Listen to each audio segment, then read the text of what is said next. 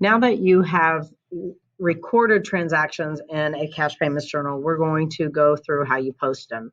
Before we look at posting, though, I want to talk about credit limits real quick because it's really important as we're talking about accounts payable that you understand that businesses really need to look at credit limits. And a credit limit is the total amount that you can have outstanding on an account.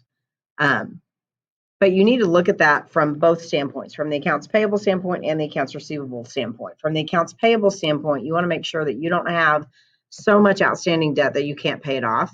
And from the accounts receivable standpoint, you want to make sure that the people you are extending credit to will be able to pay that. So as we talk about the cash payments journal, this first transaction we're going to look at is going to be posting an amount from the accounts payable debit column. When you post individual amounts from the cash payments journal, you're going to post anything that it has an amount in the general debit or credit column or the accounts payable debit column. All three of those columns will have an account title or a vendor on the line, written on the line. So you're just going to go down anytime there's an account title in the account title column, you will post whatever column of these three that it is in. You will not post anything individually from cash credit or purchases discount credit. So we're going to post this amount. The account heading tells us that it's accounts payable debit. So when you post, you start, of course, with your date and your journal page number. It's really important now that we have multiple journals that you get those initials right so that you know which journal that transaction came from. Because if you look at this example, the line above it came from the purchases journal. This one's from the cash payments journal. So you got to make sure you know which journal you're posting from. So you do your post ref, then you do your amount. It's a debit, so it's a debit here. In our vendor account, in our accounts payable ledger, we only have a credit balance. And so credit balance, debit transaction, you're going to subtract to get your new balance. And then you're going to come back and put your vendor number in the post ref column. Again, remember, that is so important that you do that at the end. We are not going to post this yet.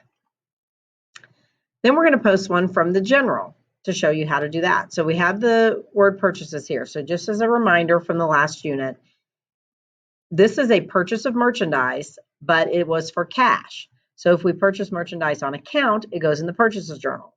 In this example, we purchase merchandise for cash, so it goes in the cash payments journal. So again, we do our date.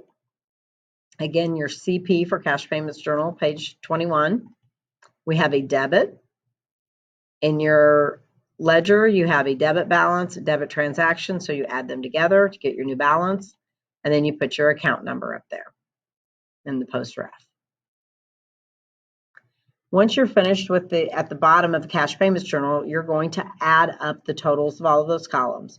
It's really important. You're going to put the date, the word totals, and especially on Cengage, if you don't get that S on there, it will count it wrong because there are multiple totals, not just one. Like on the purchases journal, you just have a total. This one, you have totals, multiple. Then you add your columns up, make sure that they balance, that your debits and credits equal, and then you double roll. Now we're going to post our column totals. So notice these check marks. General debit and credit. We don't have an account called general debit or general credit. Everything that's in one of these columns has an account title on the line that you posted those individual amounts to those accounts that were written on the line. You don't post these totals anywhere because there's nowhere to post them. So you're going to put a check mark under them to show that you don't post those totals. We are, however, going to post the total of the accounts payable debit column to the accounts payable account. Now remember, we posted each of those individual amounts to the cash payments ledger to each individual vendor. Now we're going to post the total to the controlling account, accounts payable, in the general ledger. And then you'll post the purchases discount credit total and the cash credit. So again, you start with your date, shows it in all three. Start with your page number, shows that in all three also. Then you're going to post your accounts payable debit. Here it shows the purchases discount credit. And again, those special columns tell you whether it's a debit or a credit and the exact account you're supposed to post those to. Then you figure your new balances. If it's a credit and a debit, you subtract. If it's a credit and a credit, you add. If it's a debit and a credit, you subtract. If it's a debit and a debit, you add. And then you come back and you're going to write the account numbers in parentheses underneath those columns to show that you posted that total here and this total here and this total here. And after you get those posted, you're done. Once you are finished, your accounts payable ledger should look something like this. Some of them will have balances, some of them will not.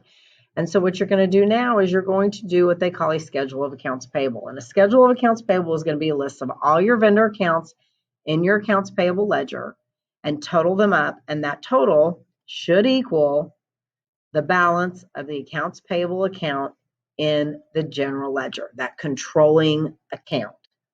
These are all the individual vendors. This is your total accounts payable. And you want to check those with your controlling account in the general ledger. If they don't balance, you got to find your mistake. And that's pretty much finishing up chapter 9 and accounts payable ledgers.